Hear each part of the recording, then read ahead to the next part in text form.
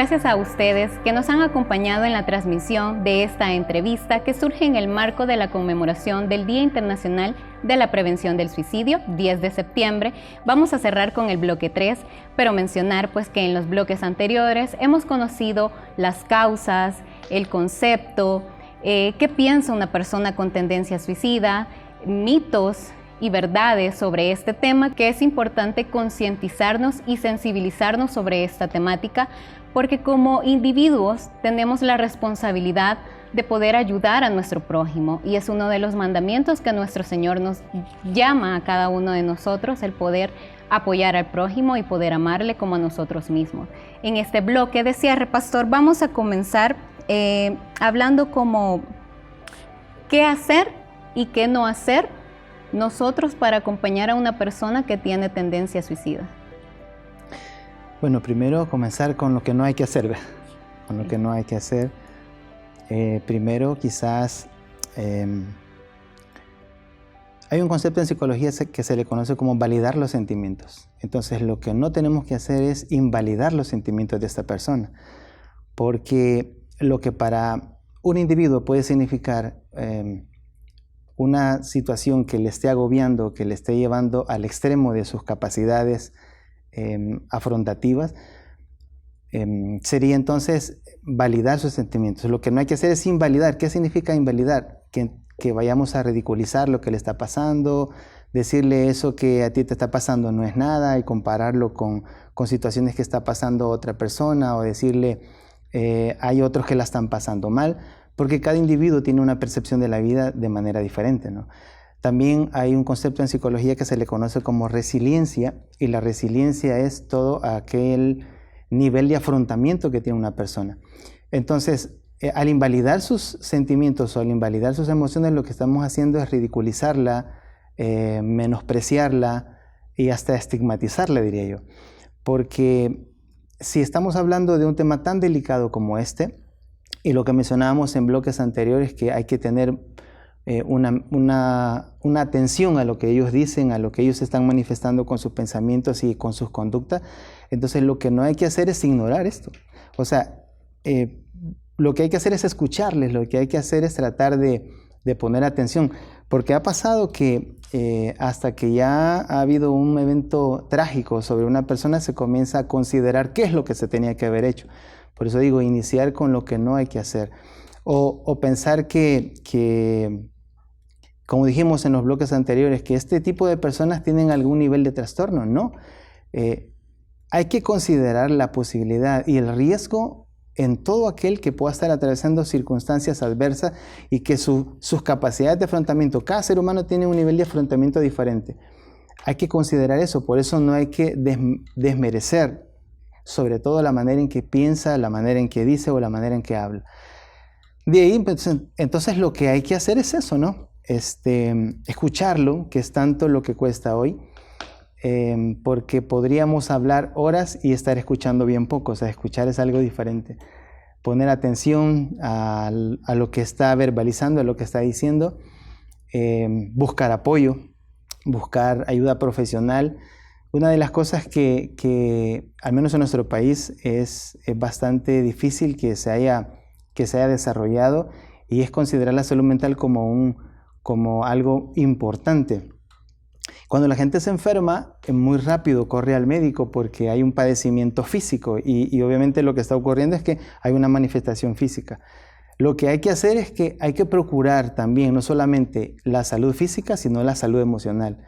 Esa es una de las cosas que hay que hacer. Hay que poner mucha atención en la necesidad de afrontamiento y la necesidad de un mejor nivel emocional para este tipo de cosas. Claro, es muy importante, Pastor, sobre todo el estar siempre acompañando y el no ridiculizar, se podría decir, ¿verdad? La palabra a una persona que nos expresa, me siento mal, porque todos en algún momento de nuestra vida hemos conocido a un amigo, a una amiga que nos ha dicho, tengo un problema demasiado grande, yo ya no puedo con esto, yo ya no sé qué hacer con mi vida, me siento frustrado, tengo tantos años y no he logrado mi proyecto de vida. Entonces creo que cuando nosotros tengamos la oportunidad, y si ya la hemos tenido más de alguno en algún momento de nuestra vida, valga la redundancia, de tener contacto con una persona que nos expresa esto, lo hace desde lo más profundo de su corazón, y está mal que nosotros no le tomemos la importancia necesaria, como ya bien lo mencionaba el pastor. Sucede que a veces solo nos sentamos a escuchar, pero no a escuchar con detenimiento, una escucha activa, que es lo que estas personas necesitan.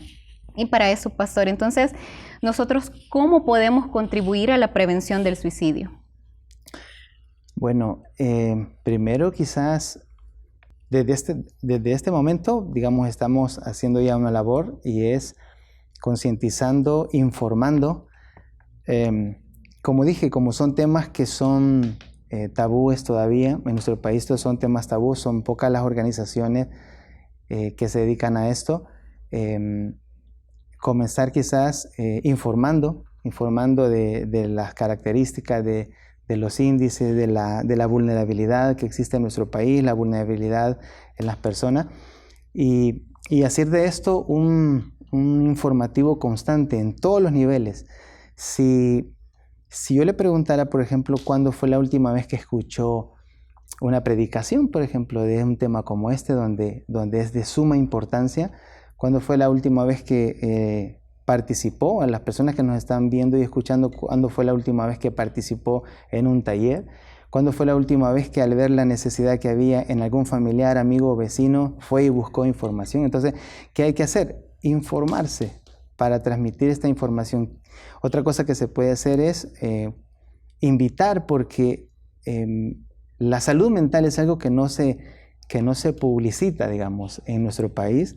Y hay muchísimos profesionales que pueden trabajar en las personas que tienen ideas suicidas, psicólogos, psiquiatras, neurólogos y todos los que se dedican a la salud mental. Promover esto, promover la ayuda profesional, promover la asistencia, promover la información que le permita tener acceso a toda una red de apoyo para él.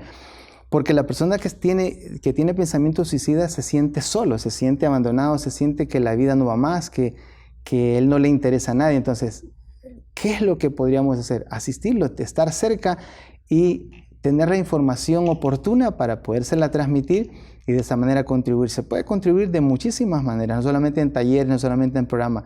Se puede contribuir de diferentes ángulos y de diferentes maneras, pero si tenemos los medios, si tenemos los recursos, si tenemos la información, hay que darla. Excelente, pastor. Usted mencionaba, ¿verdad? ¿Cuándo fue la última vez que usted escuchó una prédica donde se hablara sobre este tema? Y precisamente, pastor, queremos conocer qué nos dice la Biblia sobre el suicidio. Esta es una pregunta complicadísima. Complicadísima. Porque ojalá y no nos metamos en problemas con esto que voy a decir ahora. Pero hay dos tipos de pensamientos con relación al suicidio. Obviamente hay textos bíblicos y hay una ala, digamos, de la iglesia. En general, cuando digo iglesia es a nivel mundial. Yo he escuchado a personas muy prominentes del estudio de la Biblia hablar muy tajantemente acerca del suicidio como una acción condenatoria, como una acción que si lo llega a realizar es porque nunca conoció al Señor, y muchos de estos pensamientos que para ello hay una base bíblica. O sea, es decir, Dios ha dicho que nuestro cuerpo es el templo y morada del Espíritu Santo, y que aquel que lo dañara, pues Dios se iba a vengar de él.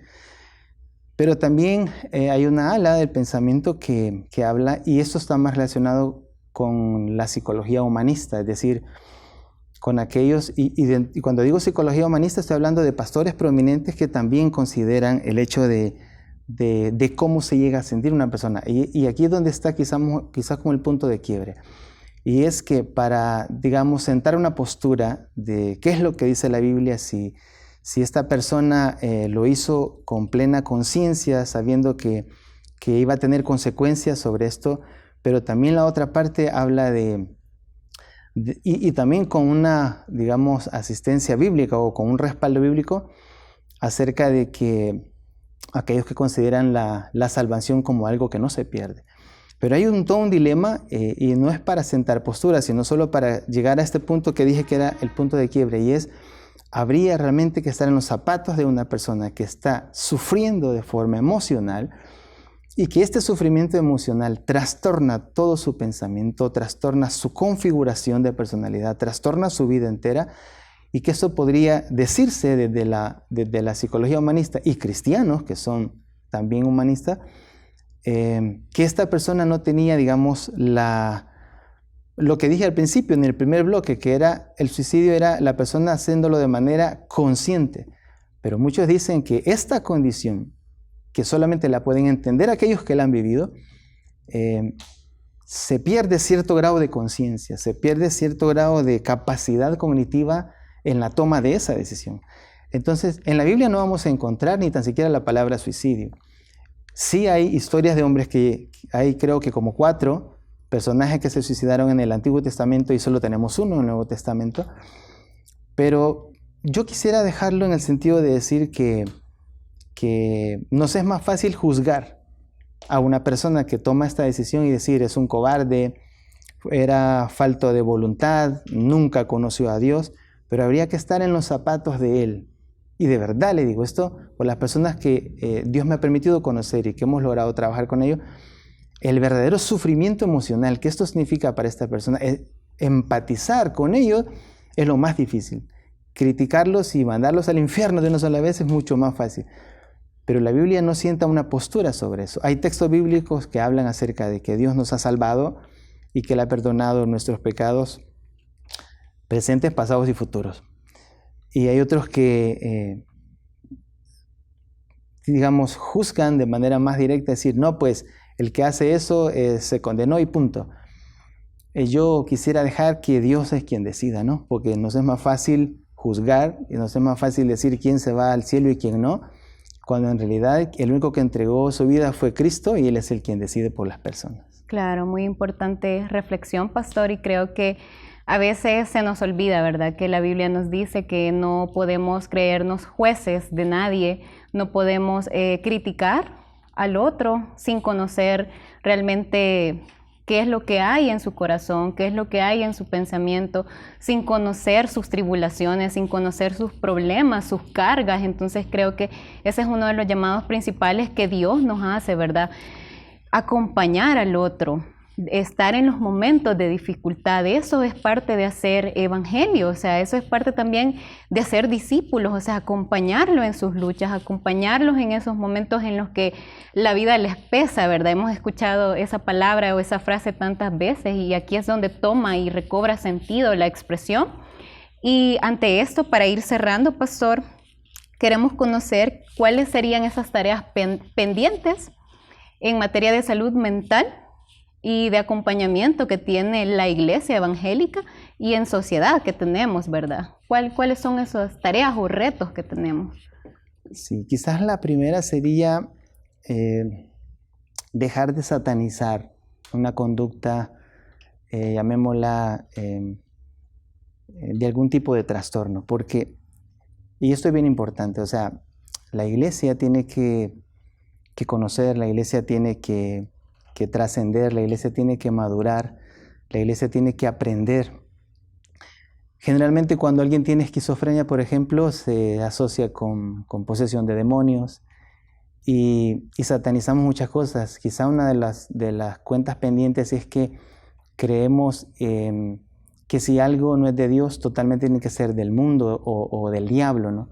Cuando la salud mental ahora se conoce muchísimo, las neurociencias han aportado muchísimo conocimiento para tener mejores abordajes y desde la iglesia hay que hacerlo. Las iglesias ahora nuestra iglesia está trabajando en eso y anhelamos que se trabaje más en una asistencia legal para las personas que necesitan asistencia legal y debería de haber una asistencia emocional para las personas que necesitan asistencia emocional.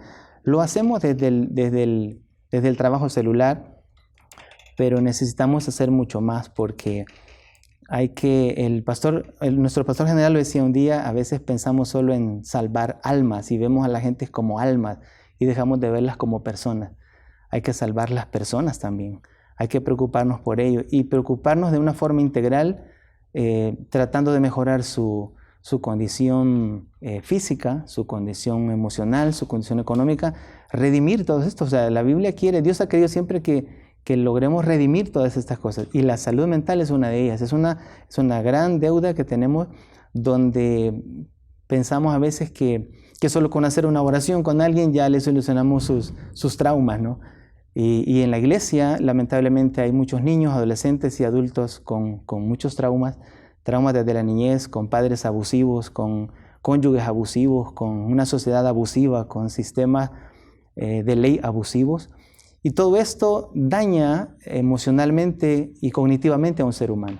Como iglesia tenemos que procurar generar todos los ambientes necesarios y todas las condiciones para que haya realmente un abordaje integral para el alma y para la persona. Y como iglesia tenemos que procurar hacerlo. Claro, entonces es muy importante, que es una tarea que nos compete a todos, ¿verdad? A cada uno de los que nos están viendo, que nos puedan estar escuchando a través de la radio. Recuerde que esto es una tarea en conjunto. No solo podemos dejárselo a los profesionales de la salud mental, no solo podemos dejárselo a los pastores, no solo podemos dejárselos a los líderes o a los supervisores, que ellos son los que tienen que velar. No, es responsabilidad de usted como hermano, como hermana, estar pendiente, estarle preguntando cómo se siente, cómo está, cómo le va. Y creo que el pastor hacía mucho énfasis en eso en la conferencia celular. O sea, tenemos que ser luz para estas personas. O sea, no solo tenemos que buscar el evangelio para cumplir lo que dice la Biblia, sí, pero la Biblia nos manda a que estemos pendientes del prójimo. La Biblia nos dice que si yo cuido del otro, si yo amo al otro, entonces ahí estoy cumpliendo la palabra de Dios, y ese es el llamado y el reto que cada uno de nosotros tiene. Y pastor, y como usted bien mencionaba, es una deuda entonces pendiente de parte de iglesia, de parte de sociedad, también en concientizarnos, en buscar los espacios para aprender sobre esta temática. Y a veces se vuelve tan común escuchar a alguien decir que no puede más con sus problemas, que no le haya solución a la vida, y creo que estos espacios son oportunos precisamente para ir encaminando el tema, para irlo posicionando, y creemos que su aporte, pastor, ha sido muy valioso. Es un aporte que por primera vez hacemos un esfuerzo para hacer una campaña, ¿verdad?, de romper el silencio. Aún hay esperanza. Pastor, unas palabras finales. El lema que han utilizado me gusta mucho, o sea, romper el silencio, porque precisamente eso es lo que hay que hacer. Un tabú lo que hace es ocultar, lo que hace es esconder, y de eso no se saca nada bueno. Sobre todo de un tema como este, la persona puede llegar a ensimismarse mucho y perder no solo el deseo de vivir, sino perder la confianza en las personas que la rodean y en todos los demás, en la familia, en todos. Entonces, rompe el silencio es un llamado para todas las personas que tienen ideas suicidas a que lo hablen y que se acerquen, a que busquen ayuda, que tengan, como dije, la humildad de buscar apoyo en la iglesia, en los amigos, en los profesionales, a hacer todo lo que esté a su alcance para evitar esa trágica decisión, porque la vida Dios nos la dio y la vida es muy bella si la vivimos en el Señor. Muchas gracias, pastor. Y así damos por finalizada esta entrevista. Rompe el silencio, aún hay esperanza.